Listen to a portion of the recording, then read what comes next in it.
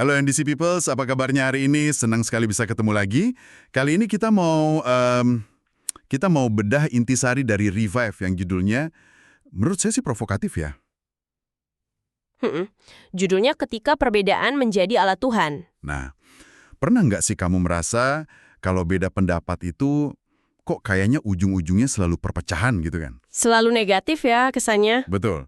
Nah, pembahasan kita hari ini misinya adalah melihat gimana Tuhan bisa bekerja justru di tengah perselisihan. Bahkan perselisihan yang tajam antara dua orang yang sama-sama mengasihi Dia. Pakai kisah Paulus dan Barnabas. Tepat. Sesuai anjuran juga, ayat hafalan kita ada di 2 Timotius 4 ayat 11.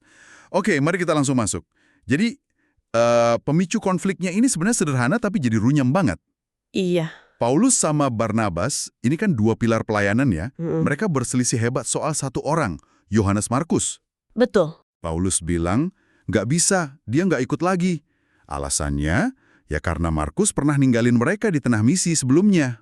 Sepintas kedengarannya kayak masalah personal ya, kayak wah Paulus sentimen nih. Iya kan? Tapi ternyata bukan itu. Bukan. Kalau kita gali lebih dalam, ini dua-duanya berdiri di atas prinsip yang kuat. Paulus itu, ini bukan soal dendam. Prinsip dia itu integritas misi.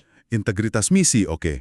Jadi dia mikir, gimana tim ini bisa efektif, bisa solid, kalau ada satu anggota yang nggak bisa diandalkan. Ini soal standar pekerjaan Tuhan buat dia. Masuk akal. Sangat profesional ya. Tapi di sisi lain ada Barnabas. Nah, Barnabas ini beda banget. Namanya aja kan anak penghiburan. Dia itu pegang prinsip pemuritan dan pemulihan. Pemulihan. Iya. Dia lihat Yohanes Markus itu bukan sebagai produk gagal, tapi sebagai orang yang butuh kesempatan kedua. Malah, menyingkirkannya. Jadi ada dua prinsip mulia yang lagi berhadapan. Oke, ini menarik banget. Dua prinsip yang sama-sama baik, tapi berbenturan. Hasilnya, mereka pecah kongsi. Iya. Kalau dilihat dari luar, jujur aja, itu kan terdengar kayak sebuah kegagalan. Kok bisa perpecahan malah dipakai Tuhan? Kontradiktif sekali rasanya. Itu dia pertanyaan kuncinya. Dan disinilah perspektif ilahi itu masuk. Perpisahan mereka memang kayaknya menyakitkan. Pasti. Tapi Tuhan melihatnya bukan sebagai akhir.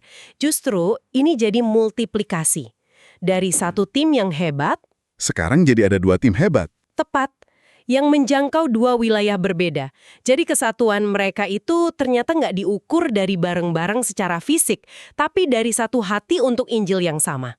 Dan yang bikin ini makin wow, itu adalah apa yang terjadi bertahun-tahun kemudian. Ini bagian yang paling bikin saya diem waktu baca Revive ini. Pengakuan Paulus sendiri ya? Iya, di akhir hidupnya, coba bayangin, Paulus, orang yang sama yang dulu nolak Markus mentah-mentah, dia nulis di suratnya kalau Markus itu sangat berguna untuk pelayanan. Itu luar biasa sih perubahannya. Betul sekali.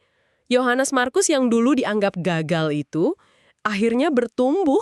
Dan bukan cuma bertumbuh, dia jadi penulis Injil Markus. Gila ya. Nah, ini membawa kita ke sebuah pertanyaan refleksi yang cukup menantang buat kita semua. Apa itu? Saat kamu dan saya menghadapi perbedaan, prinsip apa sih yang sebenarnya kita pegang? Apakah itu benar-benar firman Tuhan?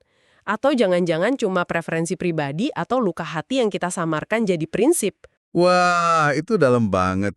Jadi intinya adalah Tuhan itu tetap berdaulat, bahkan di tengah konflik kita, di tengah perpisahan. Betul. Selama hati kita tetap fokus ke tujuannya, perbedaan itu bisa jadi alat pemurnian yang membentuk karakter dan malah memperluas kerajaannya. Iya, dengan cara yang nggak kita duga-duga. Sebagai penutup, mungkin ada satu pemikiran dari bagian hikmat hari ini di Revive ini. Silakan. Ayatnya bilang, bertolong-tolonganlah menanggung bebanmu. Coba deh kita renungkan ini. Gimana kalau kita mulai melihat beda pendapat itu bukan sebagai arena perang yang harus dimenangkan, Tapi tapi sebagai beban yang harus kita pikul bareng-bareng dengan sabar demi memenuhi hukum Kristus. wow, itu mengubah segalanya. Terima kasih sudah bergabung. Ayo bergabung dalam Core NDC dengan cara unduh aplikasi NDC di Google Store. Tuhan Yesus memberkati.